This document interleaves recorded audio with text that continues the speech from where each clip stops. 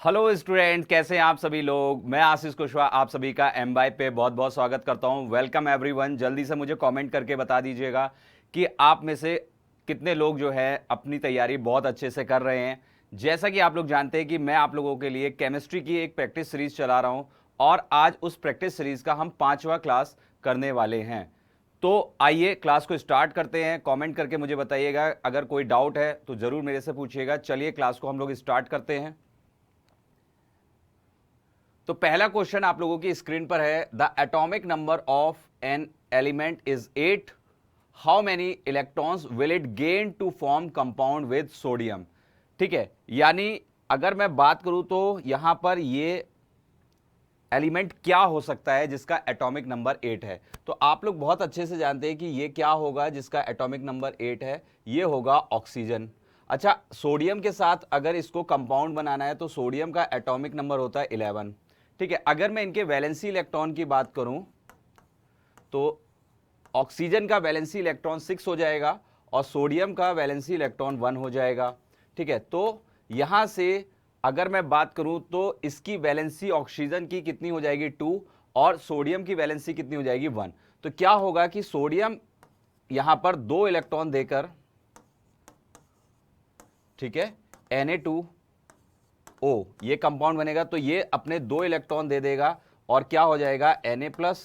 ठीक है, और यहां पर ऑक्सीजन 2 इलेक्ट्रॉन लेकर क्या हो जाएगा O2-। तो फिर हमारा कंपाउंड क्या बन जाएगा, सोडियम ऑक्साइड। तो यहां पर कितने इन्होंने इलेक्ट्रॉन गेन कर लिए हैं, ये यही पूछ रहा था। तो यहां पर इन्होंने ऑक्सीजन ने 2 इलेक्ट्रॉन गेन कर लिए हैं। तो हमारा करेक्ट आंसर क्या होना चाहिए, हमारा करेक्ट आंसर जो होना चाहिए बी होना चाहिए। उम्मीद करता हूं सभी को यह क्वेश्चन समझ में आया होगा।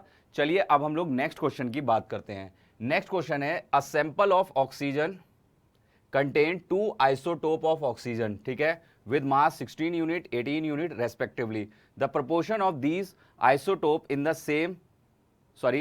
सैंपल, यानी रेशो की बात कर रहा है, is 3:1। What will be the average atomic mass of oxygen in this sample. तो रेशो में डियर स्टूडेंट्स कितने दिए गए हैं, 3:1 दिए गए हैं। चलिए इसको हम लोग सॉल्व करते हैं। हिंदी में भी क्वेश्चन लिखा हुआ है। तो जैसे इन्होंने ये आइसोटोप बोला है 16, ठीक है, तो अगर मैं एटॉमिक मास निकालूं वो भी एवरेज, कितना एवरेज एटॉमिक मास निकालूं तो ये है 3 और टोटल से डिवाइड 4, उसके बाद ये है 18 और इसका रेशो कितना है 1 और डिवाइडेड बाय 4, क्योंकि 3 और 1 का एडिशन कितना हो जाएगा, 4 हो जाएगा। अब मैं क्या करूंगा, 1/4 तो यहां पर कॉमन ले लेता हूं और मैं यहां पर जो है 16 3 जा 48 और 18, तो जरा इसको ऐड कर दीजिए, कितना हो जाएगा 16 3 जा 48 और प्लस 18। जल्दी से कमेंट करके बताइएगा क्या आंसर होगा, जल्दी से बताइए। 4 से डिवाइड हो जाएगा ये, और ये कितना है 66, ये कितना है 66, तो ये हो जाएगा 16.5। तो हमारा करेक्ट आंसर क्या होगा, एवरेज एटॉमिक मास जो निकलेगा वो निकलेगा 16.5। तो आइए देखते हैं क्या क्या ऑप्शंस हमको दिए गए हैं। क्या ऑप्शन में 16.5 यूनिट है, तो देखिए हमारा डी ऑप्शन बिल्कुल करेक्ट आंसर होगा। समझ में आ रहा है आप सभी लोगों को। चलिए नेक्स्ट क्वेश्चन की बात करते हैं। Which one of the following is a heterogeneous mixture, यानी ऐसा मिक्सचर जहां पर ये पूरी तरीके से आपस में मिलेंगे नहीं। होमोजीनियस मिक्सचर में क्या होता है, 2 या 2 से ज्यादा सब्सटेंस आपस में सॉल्युबल होते हैं, घुल जाते हैं और आंखों से देखे नहीं जा सकते हैं। तो हाइड्रोक्लोरिक एसिड ये एक कंपाउंड है। विनेगर जो है ये होमोजीनियस मिक्सचर हो गया। जो मिल्क है, अब सोडा वाटर जो है वो है कार्बोनिक एसिड। सोडा वाटर क्या है डियर स्टूडेंट्स, ये कार्बोनिक एसिड है H2CO3, तो ये भी एक कंपाउंड हो गया। तो आप इसे कैंसिल कर दीजिए, इसे कैंसिल कर दीजिए, इसे कैंसिल कर दीजिए। अब मिल्क को हम लोग बहुत अच्छे से जानते हैं कि मिल्क क्या है, मिल्क एक पयास है यानी इमल्सन है। मिल्क क्या है, इमल्सन है, ठीक है। तो मिल्क क्या हो जाएगा, इमल्सन होने की वजह से यही होगा हमारा हेट्रोजीनियस मिक्सचर।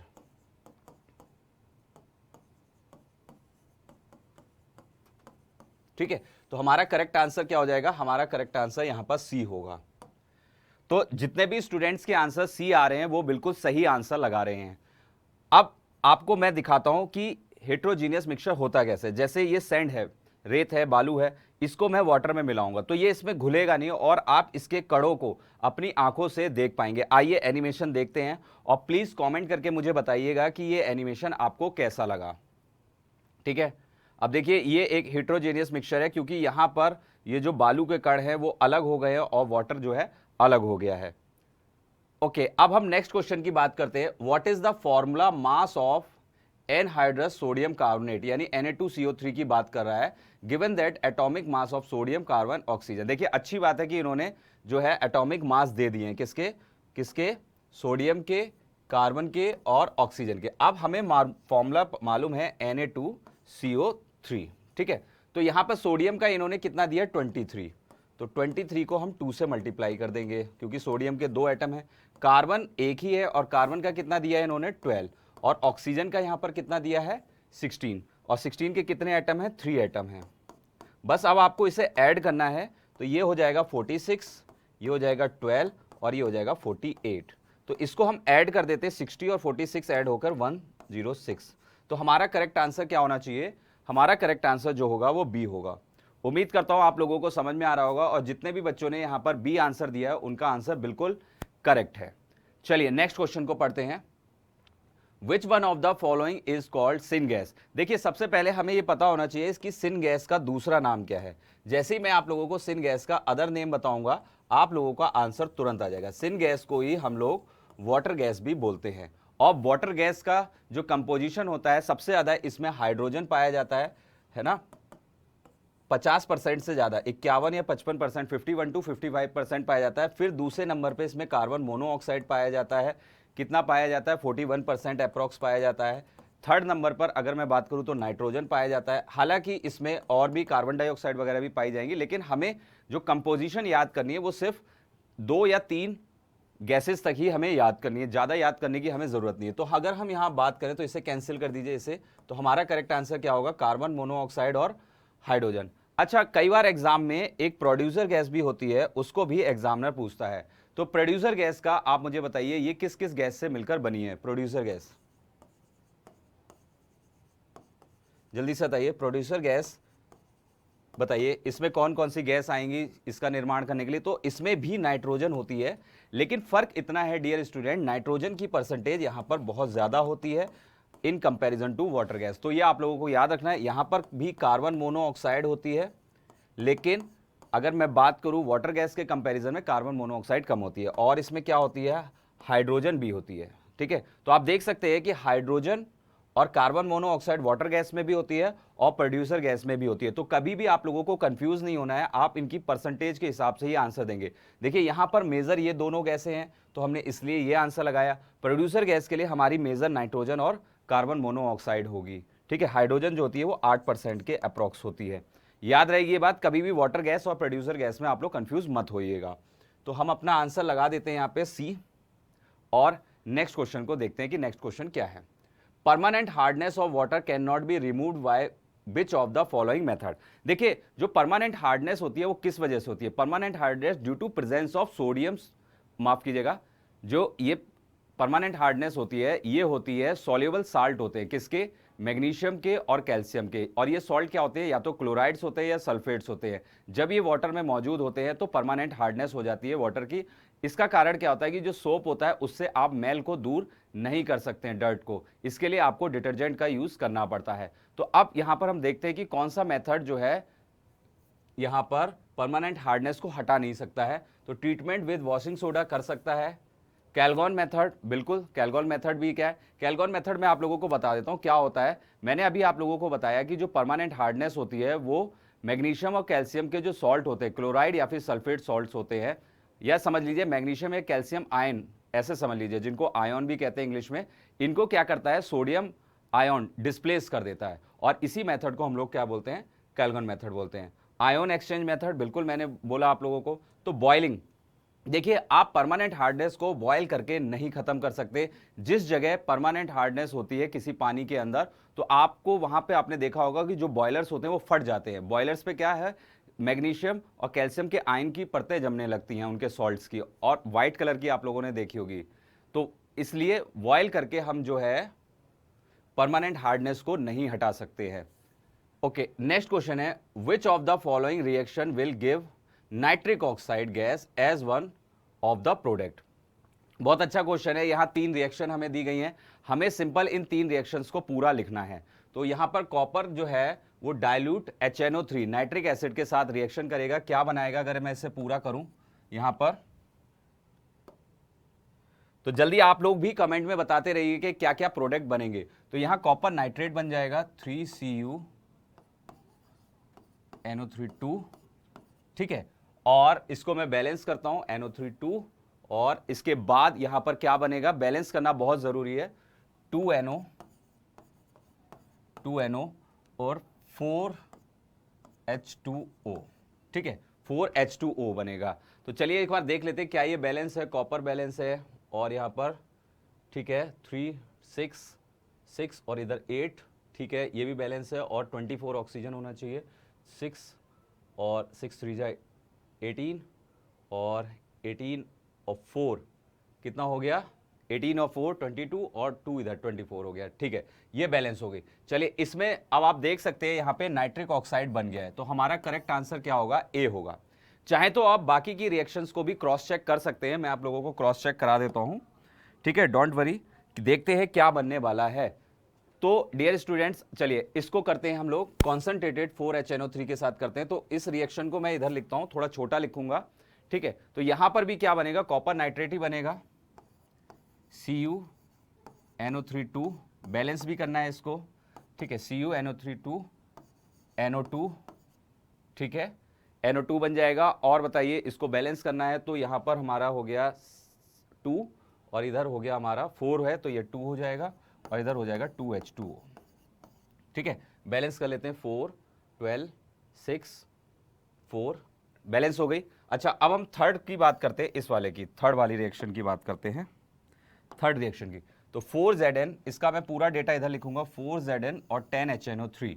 तो देखते हैं यहां पर क्या बनने वाला है, तो यहां पर जिंक नाइट्रेट बनेगा यानी 4ZnNO3 एक प्रोडक्ट ये बनेगा, ठीक है। उसके बाद इसको बैलेंस करते हैं, 8 और इधर 10 है तो ये बनेगा 2NO2, ठीक है ये क्या बन जाएगा 2NO2। और यहां पर हम देख लेते हैं, एक मिनट माफ कीजिएगा, नहीं नहीं ये नहीं बनेगा, एक मिनट N2O बनेगा यहां पर, यहां बनेगा N2O। अब इसे बैलेंस भी करना है, 4Zn 4 8, ठीक है 2, ओके यहां पर ये कितना है 30 है, तो अगर मैं बात करूं तो 4 8 3 जा 24 यानी 6 बच गए, कितने बच गए यहां पे 6 बच गए। तो और देखते हैं इसको, 5 और एक इधर है यानी 5H2O, ऑक्सीजन के 5 बन गए, तो ये बैलेंस हो गई।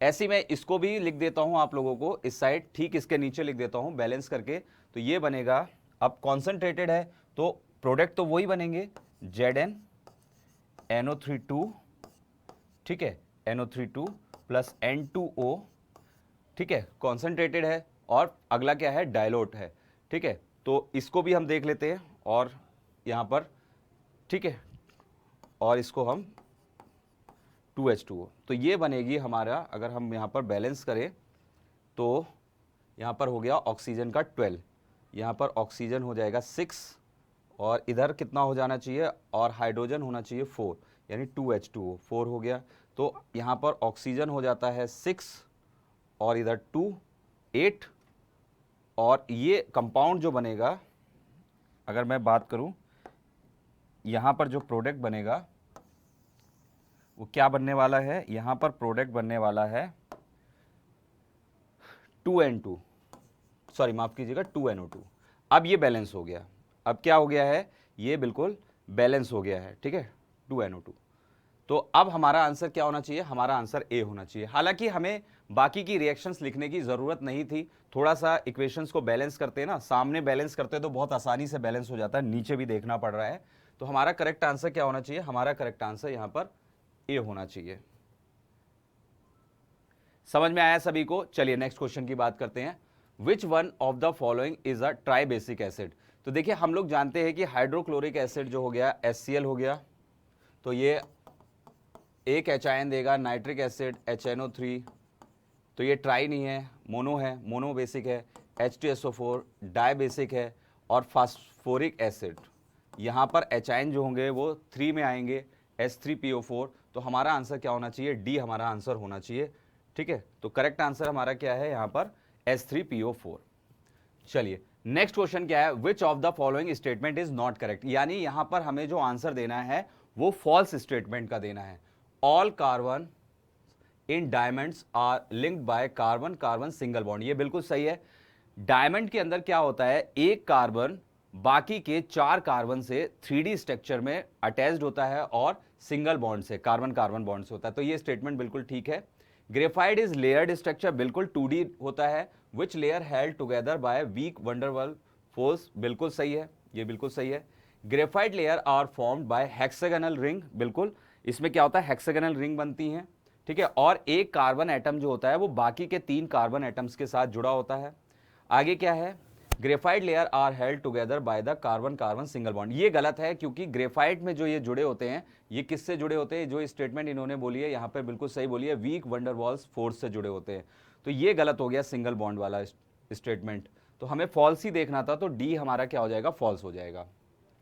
अगला क्वेश्चन है, which one of the following is called dry ice. देखिए ड्राई आइस जो होती है वो क्या होती है, वो होती है सॉलिड CO2 यानी कार्बन डाइऑक्साइड, तो यहां पर सॉलिड कार्बन डाइऑक्साइड ही आपका आंसर होगा, लिक्विड कार्बन डाइऑक्साइड भी नहीं होगा। लिक्विड नाइट्रोजन का यूज आप लोग जानते हैं, लिक्विड नाइट्रोजन का यूज कहां पर होता है, लिक्विड नाइट्रोजन का यूज रेफ्रिजरेशन में होता है। लिक्विड नाइट्रोजन का यूज जो जानवर होते हैं, एनिमल्स होते हैं, उनके सीवन को जो होता है प्रिजर्व करने के लिए यानी सुरक्षित रखने के लिए होता है ना। तो हमारा करेक्ट आंसर क्या हो जाएगा, हमारा करेक्ट आंसर ए हो जाएगा, ठीक है। क्वेश्चन सिंपल था, डोंट वरी, कोई नहीं। नेक्स्ट क्वेश्चन की बात करते हैं, लेकिन उससे पहले आप देखिए यहां पर वाटर आइस और ड्राई आइस को देखिएगा। देखिए वाटर आइस जब मेल्ट होती है तो यहां पर क्या स्टेट आती है, अवस्था आती है लिक्विड की, और जब ड्राई आइस मेल्ट होगी तो देखिए ये सॉलिड किस में बदल रही है, सीधा यहां पर जो स्टेट चेंज हो रही है गैस में बदल रही है। बात समझ में आ गई आप लोगों को। चलिए अगले क्वेश्चन की बात करते हैं, the solution of which one of the following will have pH less than 7। अगर pH वैल्यू 7 से कम है तो ये सॉल्ट क्या होगा, ये सॉल्ट एसिडिक होगा, तो यहां पर हमारा एक ही आंसर बनता है FeCl3, ठीक है। क्लियर है सभी को, सिंपल था। नेक्स्ट क्वेश्चन की बात करते हैं, विच of the following is an oxidation reduction reaction. Oxidation reduction reaction की अगर बात हो रही है तो आप इसको देख रहे हैं, ये एक न्यूट्रलाइजेशन रिएक्शन है जिसमें एक बेस और एक एसिड रिएक्शन करके सॉल्ट और वाटर को बना रहे हैं, तो ये न्यूट्रलाइजेशन हो गई। ये हमारी कंपोजिशन रिएक्शन हो गई, ये क्या हो गई हमारी, कंबाइंड भी बोल सकते हैं, कंपोजिशन रिएक्शन भी बोल सकते हैं। और ये वाली रिएक्शन हमारी डबल डिस्प्लेसमेंट रिएक्शन है, सोडियम और बेरियम क्या हो रहे हैं, डिस्प्लेस कर रहे हैं आपस में। लेकिन आप अगर मैग्नीशियम और हाइड्रोजन का रिएक्शन कराते हैं तो आप देख सकते हैं इलेक्ट्रॉन्स का इंटरचेंज हो रहा है, साथ के साथ यहाँ पे मैग्नीशियम क्या हो रही है, ऑक्सीडाइज हो रही है, तो फिर यही हमारी क्या है, ऑक्सीडेशन और रिडक्शन रिएक्शन है। क्लियर है सभी को। चलिए अगले क्वेश्चन की बात करते हैं, यहां पर which of the following is not used as fertiliser. देखिए अगर मैं बात करूं फर्टिलाइजर, तो हमारी सॉइल को न्यूट्रिशन देने के लिए या फिर अच्छी फसल हो, क्रॉप्स बहुत अच्छे हो गए, तो फर्टिलाइजर्स की क्या होती है, नीड होती है। जैसे यूरिया एक फर्टिलाइजर है, तो अमोनियम नाइट्रेट भी फर्टिलाइजर में यूज होता है। अमोनियम नाइट्रेट का अगर मैं केमिकल फॉर्मूला पूछता हूं आपसे तो आप कहेंगे सर ये होगा NH4NO3। अमोनियम सल्फाइड का केमिकल फॉर्मूला क्या होगा, NH4 क्या होगा, जल्दी से कमेंट करके बताइए, NH4 2S, ठीक है, अमोनियम सल्फाइड। तो यही आपका आंसर होगा जो कि एज अ फर्टिलाइजर यूज नहीं होगा। अमोनियम फास्फेट, बिल्कुल अमोनियम फॉस्फेट भी जो है फर्टिलाइजर के रूप में यूज होता है, NH4 3PO4। और लास्ट में है अमोनियम सल्फेट, जी हां अमोनियम सल्फेट भी फर्टिलाइजर में यूज होता है। इसका केमिकल फॉर्मूला जल्दी से कमेंट करके मुझे बताइए क्या होगा, जल्दी से कमेंट करके बताइए। तो सभी को समझ में आ रहा है, तो हमारा करेक्ट आंसर यहां पर बी होना चाहिए। क्लियर। चलिए नेक्स्ट क्वेश्चन की बात करते हैं, which one of the following is a chemical formula of gypsum. देखिए जिप्सम जो है उसी को जब हम हीट देते हैं तो हेमीहाइड्रेट की अगर मैं बात करूं तो वहां पे प्लास्टर ऑफ पेरिस बनता है, और प्लास्टर ऑफ पेरिस का यूज अगर मान लीजिए किसी की बोन जो है वो टूट गई है तो वहां पर यूज होता है। जिप्सम का यूज सीमेंट में भी होता है ताकि सीमेंट जो है वो जमे नहीं। तो जिप्सम का फॉर्मूला क्या होगा, CaSO4 2H2O, ठीक है, बिल्कुल सिंपल है, ये हमारा क्या होगा, आंसर होगा। चलिए अगले क्वेश्चन की बात करते हैं, which one of the following statement about the law of conservation of mass is correct. Law of conservation of mass आप लोगों ने सुना होगा, पढ़ा भी होगा कि हम जो है एनर्जी को, यानी अगर हम बात करें कि कोई मैटर है, ना तो हम उसे बना सकते हैं ना ही उसे हम नष्ट कर सकते हैं। एक केमिकल रिएक्शन में रिएक्टेंट होता है, दूसरी तरफ प्रोडक्ट होता है, तो उनका भी मास क्या होता है, इक्वल होता है। तो यही है मास कंजर्वेशन का लॉ। तो देखते हैं यहां पर क्या लिखा हुआ है, a given compound always contain exactly same proportion of element. ये जो है जोसेफ प्राउस्ट ने एक नियम दिया था रेशो प्रोपोर्शन का, तो ये वही है। ठीक है, अगला क्या है, when gases combine in a reaction they do so in a simple ratio by volume provided by all gases are the room temperature. No matter can neither be created or nor destroyed. देखो ये हमारा क्या है, यही हमारा mass conservation का नियम है। ठीक है, यही हमारा मास कंजर्वेशन का क्या है, नियम है, रूल है।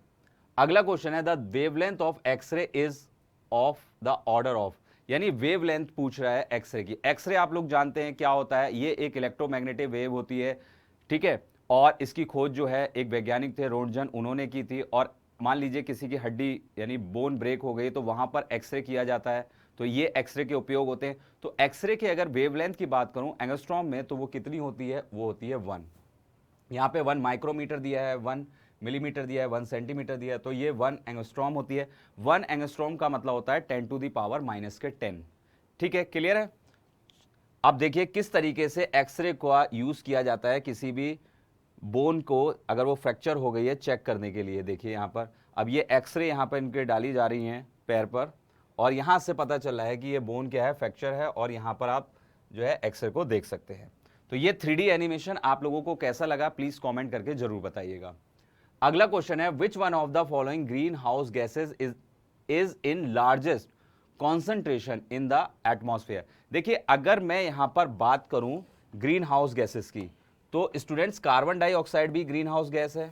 ठीक है, और अगर मैं बात करता हूं यहां पे मीथेन भी ग्रीन हाउस गैस है, लेकिन सबसे ज्यादा जो है वो है वाटर वेपर। जो हमारा ग्रीन हाउस इफेक्ट है वो सबसे ज्यादा किसकी वजह से है, वो सबसे ज्यादा है वाटर वेपर की वजह से।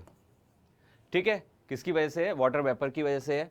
ग्रीन हाउस गैसेज में हम लोग नाइट्रस ऑक्साइड को भी लेते हैं, N2O को भी लेते हैं, साथ के साथ और भी क्लोरोफ्लोरोकार्बन, इन गैसेस को भी हम कंसीडर करते हैं। बट यहाँ पे सबसे ज्यादा हमें बताना है, तो क्लोरोफ्लोरोकार्बन भी है, नाइट्रस ऑक्साइड भी है, कार्बन डाइऑक्साइड भी है, मीथेन भी है, लेकिन वाटर वेपर नहीं है। तो वाटर वेपर को आपको इधर इग्नोर करना पड़ेगा। वाटर वेपर के बाद किसका नंबर आता है, कार्बन डाइऑक्साइड का नंबर आता है, जो कि सबसे ज्यादा है, जो कि सबसे ज्यादा है। तो हमारा आंसर क्या हो जाएगा, सी हो जाएगा। ठीक है, चलिए एक एनिमेशन देखते हैं। यहां पर देखिए ये जो है किरणें जो आ रही हैं सनलाइट से, ये एटमॉस्फेयर में रिफ्लेक्ट होकर दोबारा जो है वापस चली जाती हैं। लेकिन ग्रीन हाउस गैसेस क्या करती हैं, इसको पूरी तरीके से वापस जाने नहीं देती। इससे क्या होता है कि जो हमारा वातावरण है, जो एनवायरमेंट है, एटमॉस्फेयर है, वो गर्म होता चला जाता है। ठीक है, अगला क्वेश्चन है, which one of the following is not a process of chemical weathering. समझिए ये है क्या केमिकल वेदरिंग। जैसे चट्टानें होती हैं, रॉक्स होती हैं, जब वो इंटरेक्शन करती हैं किससे, मिनरल सॉल्यूशन से। मिनरल सॉल्यूशन को आप केमिकल सॉल्यूशन भी कह सकते हैं, तो उनका कंपोजिशन बदलता है। जैसे फॉर एग्जांपल कोई चट्टान है, कोई पहाड़ है, रॉक है, उसके अंदर कुछ मिनरल्स होंगे, तो जब वाटर उसमें से बहेगा, वाटर वहां से निकलेगा, तो एक नए कंपाउंड्स का जन्म करेगा। तो उसी को हम क्या कहते हैं, केमिकल वेदरिंग कहते हैं। समझ में आ रही बात। तो इसमें हमारा आंसर क्या होगा, एक्सफोलिएशन। हमारा आंसर क्या होगा, एक्सफोलिएशन। अब एक्सफोलिएशन क्या होता है, जल्दी से बताइए। एक्सफोलिएशन जो होता है ये एक प्रोसेस है सिंपल, जो बॉडी पर हमारी स्किन डेड हो जाती है या फिर जो स्किन सेल डेड हो जाते हैं उनको क्या करता है, ये सेपरेट करता है, अलग करता है। यानी हमारी स्किन की सरफेस पर जो भी डेड स्किन सेल्स हैं उनको क्या करेगा, रिमूव करेगा, और इसी प्रोसेस को हम लोग क्या बोल देते हैं, एक्सफोलिएशन। ठीक है, क्लियर। तो फिर हमारा आंसर क्या होना चाहिए, डी होना चाहिए। ओके, आइए नेक्स्ट क्वेश्चन को पढ़ते हैं। The accidental touch of nettle leaves create a burning sensation which is due to injection of. देखिए इनको बिच्छू झाड़ी भी कहा जाता है, और आपने देखा होगा चींटी काट ले या मधुमक्खी काट ले तो हमें बहुत जलन होती है, बहुत दर्द होता है, बहुत इरिटेशन होता है। तो इसके अंदर होता है कौन सा एसिड, जल्दी से कमेंट करके बताइए कौन सा एसिड होता है, जल्दी से बताइए। तो जो बच्चे फॉर्मिक एसिड बोल रहे हैं, वो बच्चे बिल्कुल ठीक है, फॉर्मिक एसिड बिल्कुल राइट है, क्योंकि फॉर्मिक एसिड को ही हम कहते हैं क्या, मेथनोइक एसिड, HCOOH। तो ये जो मधुमक्खी हैं, बीज हैं, उनके डंक हो गया है ना, या नेटल लीव्स हो गया, या आंट हो गई, चींटियां हो गई, तो उनके काटने पे क्या होता है, ये इंजेक्ट कर देती है मेथनोइक एसिड, और उसी की वजह से क्या होता है, इरिटेशन होता है। देखिए हाइड्रोक्लोरिक एसिड जो होता है HCl, ये ह्यूमन स्टमक में पाया जाता है। ये कहाँ पाया जाता है, ह्यूमन स्टमक में पाया जाता है, और ये बहुत ही कॉन्सेंट्रेटेड होता है। अगर मैं इसके पीएच वैल्यू की बात करूं तो इसका पीएच वैल्यू 1.5 से 3 के करीब होता है अप्रॉक्स, बहुत ही कॉन्सेंट्रेटेड होता है। सिट्रिक एसिड जो होता है वो खट्टे फलों में मिलता है, जैसे अगर मैं बात करूं नींबू हो गया, या संतरा हो गया, ऑरेंज हो गया, लेमन हो गया। सल्फ्यूरिक एसिड H2SO4 जो कि एक इनऑर्गेनिक एसिड है, और इसके बहुत सारे यूजेस भी हैं। तो करेक्ट आंसर हमारा क्या बनेगा, करेक्ट आंसर हमारा यहाँ पे बी बनेगा। क्या होगा, B is right answer. Next question है, which of the following property is true for a toothpaste.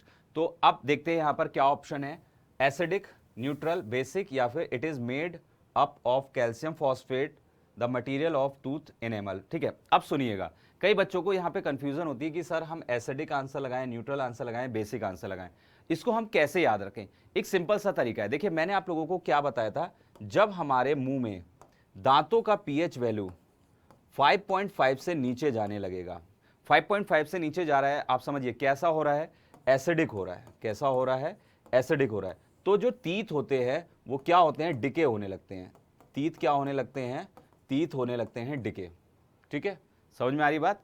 तो अब खुद सोचिए, अगर हमें दांतों को सड़ने से बचाना है तो हमें पीएच वैल्यू 5.5 से नीचे नहीं, ऊपर जानी चाहिए, यानी बेस की तरफ जानी चाहिए। तो टूथपेस्ट हम ऐसा इस्तेमाल करते हैं जो कैसा होना चाहिए, बेसिक होना चाहिए। अब याद रहेगा, कभी भी नहीं भूलेंगे आप लोग। तो यहां पर हमारा करेक्ट आंसर क्या होगा, सी होगा। ठीक है, जितने भी बच्चे सी आंसर दे रहे हैं बिल्कुल सही आंसर दे रहे हैं। नेक्स्ट क्वेश्चन है, which of the following gives highest amount of hydrogen ion, यानी हाइड्रोजन आयन सबसे ज्यादा मिलेंगे। अब हाइड्रोजन आयन अगर सबसे ज्यादा मिलेंगे तो एक बात तो कॉमन है जो हम लोग जानते हैं कि जितना H आयन होगा एसिड उतना ही कॉन्सेंट्रेटेड होगा। तो बस अब हमें इन चारों ऑप्शंस में से कॉन्सेंट्रेटेड एसिड, या फिर आप ये भी बोल सकते हैं कि हमें स्ट्रॉन्ग एसिड को ढूंढना है। देखिए सोडियम हाइड्रोक्साइड NaOH ये एक बेस हो गया, और जो कि स्ट्रॉन्ग बेस है। मिल्क ऑफ मैग्नीशिया, इसका पीएच वैल्यू 10 होता है, 10 के अप्रोक्स होता है, तो इसे भी आप बेस में डाल दीजिए।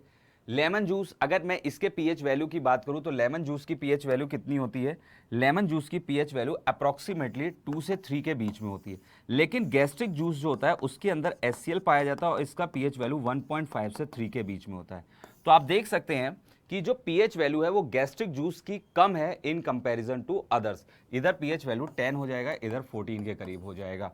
तो ये HCl जो है ये सबसे ज्यादा स्ट्रांग होगा इन चारों ऑप्शंस में, और ये सबसे ज्यादा स्ट्रांग एसिड है, इसीलिए इसके H आयन भी सबसे ज्यादा होंगे। तो करेक्ट आंसर क्या है, करेक्ट आंसर डी है। समझ में आया आप सभी को। चलिए अगले क्वेश्चन की बात करते हैं। Brine is an aqua solution of. देखिए सबसे पहले समझिए ये ब्राइन होता क्या है। आपने देखा होगा कुछ मीट प्रोडक्ट होते हैं, जैसे बीफ हो गया या अदर मीट प्रोडक्ट होते हैं, तो उनको पैक करके भेजा जाता है नमक लगा के। तो अब आप समझ गए होंगे कि ब्राइन क्या है। ब्राइन का यूज, जो इसका NaCl सॉल्यूशन होता है, इसका यूज लो टेम्परेचर के रेफ्रिजरेशन में भी होता है। तो आप पहले वाले एग्जांपल से समझ गए होंगे क्यों जो मीट होते हैं जो पैक होकर आते हैं उनमें नमक लगा होता है, तो वो ब्राइन का ही NaCl सॉल्यूशन होता है। तो हमारा करेक्ट आंसर क्या होना चाहिए, ए। क्लियर है ये बात। चाहिए आइए अब हम नेक्स्ट क्वेश्चन की बात करते हैं। विच of the following is the chemical formula of washing soda. देखिए जो वॉशिंग सोडा होता है उसका केमिकल फॉर्मूला होता है Na2CO3 10H2O। तो देखते हैं कौन सा है। तो ये हमारा क्या है, बेकिंग सोडा है, सोडियम बाइकार्बोनेट, या फिर इसको आप सोडियम हाइड्रोजन कार्बोनेट भी बोल सकते हैं। तो ये हमारा बेकिंग सोडा है, बेकिंग सोडा है। ठीक है, ओके, तो इसको कैंसिल कर दीजिए, ये बिल्कुल वॉशिंग सोडा है, ये कुछ नहीं है। और ये हमारा क्या है, ये हमारा एक बेस है, स्ट्रॉन्ग बेस है, सोडियम हाइड्रोक्साइड। तो फिर ये बेस हो गया। अब हमारा आंसर क्या होना चाहिए, हमारा आंसर बी होना चाहिए। सभी को समझ में आ रहा है। तो जो बच्चे बी आंसर दे रहे थे उनका आंसर बिल्कुल ठीक था। अब मैं आपको एक एनिमेशन दिखाता हूं, आप देख सकते हैं यहां पर इस एनिमेशन को, कि जो सॉल्ट जो है उनके वाटर क्रिस्टलाइजेशन क्या होते हैं, यानी जो वाटर है, जल है, उसके अणु कितने होते हैं, मॉलिक्यूल्स कितने होते हैं। तो आप देखिए CuSO4 5H2O, ठीक है, वॉशिंग सोडा में 10H2O, जिप्सम में 2H2O। ठीक है, समझ में आ गई बात आप लोगों को। चलिए आगे चलते हैं हम लोग। Which one of the following is not true for bleaching powder. Bleaching powder, तो ब्लीचिंग पाउडर का केमिकल फॉर्मूला तो आप लोगों को पता ही होगा, मैं इसके यूजेस भी आप लोगों को बता दूंगा। तो ब्लीचिंग पाउडर का केमिकल फॉर्मूला क्या होता है, जल्दी से बताइए। CaOCl2 whole 2।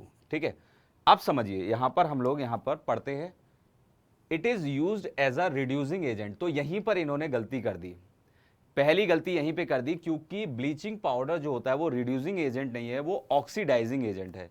क्या है वो एक ऑक्सीडाइजिंग एजेंट है। आप इसे काट दीजिए यहां पर, क्या है वो, ऑक्सीडाइजिंग। ठीक है, कोई कंफ्यूजन तो प्लीज आप लोग मुझसे पूछ सकते हैं, ऑक्सीडाइजिंग एजेंट। तो एक गलती यहीं पर हो गई, तो यही स्टेटमेंट हमारी क्या हो गई, फॉल्स हो गई। लेकिन फिर भी सेफ साइड रहने के लिए हम बाकी के ऑप्शंस को पढ़ लेते हैं। It is used for bleaching wood pulp, paper factories में यूज किया जाता है, ये बिल्कुल सही है। It is use for disinfecting drinking water, yes, पानी को क्लीन करने के लिए भी करते हैं। अच्छा यूज बता रहा है और सही है, मुझे लिखने नहीं पड़े, ऑलरेडी यहाँ पर यूज लिखे हुए। It is use bleaching clean of textile industries, yes, textile industries में यूज होता है। तो ये हमारा फॉल्स हो गया, और हमें यहाँ पर जो आंसर देना था वो फॉल्स का ही देना था। अब हमारा नेक्स्ट क्वेश्चन है, which of the following number of water molecule share 2 formula unit of CaSO4 in plaster of Paris. देखिए, जब हम जिप्सम से प्लास्टर ऑफ पेरिस बनाते हैं तो हीट देते हैं, और यहाँ पे प्लास्टर ऑफ पेरिस जो है वो वन यूनिट लेकर क्या बनाएगा, हाफ, यानी हेमीहाइड्रेट जो है मॉलिक्यूल बनाएगा वाटर का। तो एक हमारा आंसर बिल्कुल सही है।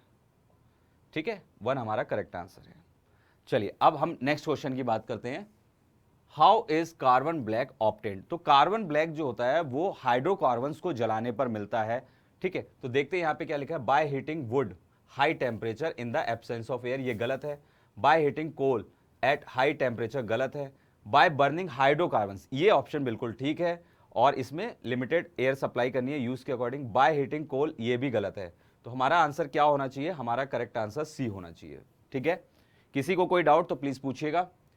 Which one of the following property is not true for graphite, यानी इनमें से चारों ऑप्शंस में एक ऐसी प्रॉपर्टी है जो ग्रेफाइट के रिगार्डिंग बिल्कुल फॉल्स है। आइए उसको पढ़ते हैं। तो ये बिल्कुल गलत हो गया, यहां पर पहला ही गलत हो गया। अगर मैं बात करूं तो यहां पर ईच कार्बन एटम जो होगा वो sp2 होगा, तो ये हमारा फॉल्स हो गया। फिर भी सेफ साइड रहने के लिए हम आगे पढ़ लेते हैं। यस, हाइब्रिडाइजेशन sp2 सही है। इलेक्ट्रॉन आर, ठीक है, सही है। Each layer is composed of hexagonal ring, बिल्कुल सही है। तो हमारा ये गलत है, sp2 होना चाहिए, ये हमारा गलत है। नेक्स्ट क्वेश्चन है, which one of the following is the purest form of carbon. देखिए, कार्बन के जितने भी एलोट्रॉप्स हैं, यानी कार्बन के जितने भी अप्रूप हैं, वो उनकी प्योरेस्ट फॉर्म है, जिससे डायमंड सबसे ज्यादा प्योरेस्ट फॉर्म है कार्बन की। तो आइए ऑप्शंस को देखते हैं। तो यहाँ उन्होंने चारकोल बोला है, नहीं, चारकोल में तो वोलाटाइल मैटर बहुत होता है, कोक में भी वोलाटाइल मैटर होता है, तो ये इनकी प्योरेस्ट फॉर्म नहीं है। प्योरेस्ट फॉर्म जो है वो कार्बन का एलोट्रॉप यानी अप्रूप जो है फ्लोरीन है। क्या है, फ्लोरीन। तो फ्लोरीन क्या होगा, राइट आंसर होगा। नेक्स्ट क्वेश्चन है, the poisonous nature of carbon monoxide is due to. देखिए क्या होता है, जब कभी हम किसी बंद कमरे में मान लीजिए अंगीठी या आग जला के सोते हैं, तो वहां पे कार्बन मोनोऑक्साइड जाती है। कार्बन मोनोऑक्साइड हम लोग इनहेल करते हैं। अब क्या होता है कि हमारी पूरी बॉडी में ऑक्सीजन का ट्रांसपोर्टेशन होता है ताकि एरोबिक रेस्पिरेशन हो सके और हमारी बॉडी को एनर्जी मिल सके। लेकिन कार्बन मोनोऑक्साइड क्या होती है, हीमोग्लोबिन में विलय हो जाती है और ऑक्सीजन के ट्रांसपोर्टेशन को या तो स्लो कर देती है या बहुत कम कर देती है। तो फिर हमारा आंसर क्या होना चाहिए, इनसॉल्युबिलिटी इन वाटर, बिल्कुल गलत है। Ability to form a complex with haemoglobin, ये बिल्कुल सही है। आगे क्या है, ability to reduce some metal oxide, कोई मतलब नहीं है। Property having one single bond, इसका भी कोई मतलब नहीं है। तो हमारा करेक्ट आंसर क्या होगा, बी इज राइट आंसर। समझ में आ रही है बात। आज का आखिरी क्वेश्चन है, which one of the following alkali metal has the lowest melting point. तो बहुत क्लोज है, बहुत क्लोज है, आप ऐसा नहीं है कि इसको यूं ही आंसर लगा देंगे। तो इनके मेल्टिंग पॉइंट की बात करूं तो सोडियम का मेल्टिंग पॉइंट थोड़ा सा ज़्यादा होता है, यानी ये 97% के करीब होता है। 97, सॉरी माफ़ कीजिएगा मैं परसेंट बोल गया हूँ, 97.8 सेल्सियस के करीब होता है। ठीक है, पोटाशियम का अगर मैं बात करूं तो इसका 63.5 होता है। ये मैं अप्रॉक्सीमेट में डेटा लिख रहा हूं। रुबेडियम की अगर बात करूं तो रुबेडियम का 39.3 होता है सेल्सियस में, और यहां पे सीजियम की बात करूं तो बताइए इसका कितना होता है 28.4। तो अब आप देख सकते हैं कि यहां पर जो मेल्टिंग पॉइंट है वो सबसे लो पूछा गया है। क्या पूछा गया है? लो, लोएस्ट। तो अब आप बताइए कौन सा आंसर बन सकता है इन आंकड़ों को, इन डेटा को देखते हुए। तो यहां पर आंसर हमारा बनेगा सीजियम। ठीक है, क्या बनेगा? सीजियम बनेगा। तो डियर स्टूडेंट्स, ये थे 30 क्वेश्चन जिसकी प्रैक्टिस मैंने आप लोगों को आज कराई है। ठीक है, आइए अब मेल्टिंग पॉइंट क्या होता है उसको भी हम लोग जान लेते हैं। जैसे मैंने एक बीकर में बर्फ ली है, अब क्या करेंगे, हम इसको हीट देंगे तो ये पिघलने लगेगी, मेल्ट होने लगेगी। ठीक है, और उसी को क्या बोला जाएगा? पिघलने वाले पॉइंट को ही बोला जाता है मेल्टिंग पॉइंट। और अगर मैं बोलूं तो बॉइलिंग पॉइंट किसको बोला जाएगा? जहां पर लिक्विड क्या बनने लगेगा? भाप बनने लगेगा। जैसे मैं वाटर के बॉइलिंग पॉइंट की बात करूं तो वो क्या हो जाएगा? 100 डिग्री सेल्सियस के करीब हो जाएगा। ठीक है, समझ में आ गई बात? तो जो भी बच्चे हमारी इस क्लास को देख रहे हैं, अगर आपने हमारी एमवाइब की एप्लीकेशन को डाउनलोड नहीं किया है तो ये बहुत राइट टाइम है कि अभी एमवाइब की एप्लीकेशन को डाउनलोड करें, क्योंकि एमवाइब की एप्लीकेशन पर आपको बहुत सारा मटेरियल मिलने वाला है। यहाँ पर आप मॉक टेस्ट अटेम्प्ट कर सकते हैं एआई की हेल्प से। यहाँ पर आपकी प्रैक्टिस के लिए ई बुक्स अवेलेबल है जिसमें आप अडेप्टिव प्रैक्टिस सेट लगा सकते हैं और जो है अपनी स्टडी को इन्हेंस कर सकते हैं। इसके अलावा अगर मान लीजिए आपको किसी कॉन्सेप्ट में कोई प्रॉब्लम है तो आपके लिए हमारी एक्सप्लेनर वीडियोस भी पड़ी हुई हैं, छोटी छोटी और बड़ी वीडियोस भी पड़ी हुई हैं। अब कुछ बच्चे सोच रहे होंगे कि सर इस क्लास का पीडीएफ कैसे मिलेगा, या फिर हम आपकी क्लास को कैसे ज्वाइन कर सकते हैं, कैसे नोटिफिकेशन मिलेगा। तो सबसे पहले आप सब्सक्राइब कर लीजिएगा हमारे चैनल को ना, और इसके अलावा हमारे टेलीग्राम ग्रुप में आप जुड़ सकते हैं, एम्बाइव अचीव डिफेंस एग्जाम। इस ग्रुप में आप लोगों को हमारी क्लास का लिंक और इस क्लास की पीडीएफ भी मिल जाएगी। तो डियर स्टूडेंट्स, आज की क्लास यहीं पे फिनिश करते हैं। Bye bye, take care, all the best. जल्दी ही मिलते हैं नेक्स्ट क्लास में और नए 30 क्वेश्चंस केमिस्ट्री के आपके लिए लेकर आऊंगा मैं। Keep imbibing. We believe in you.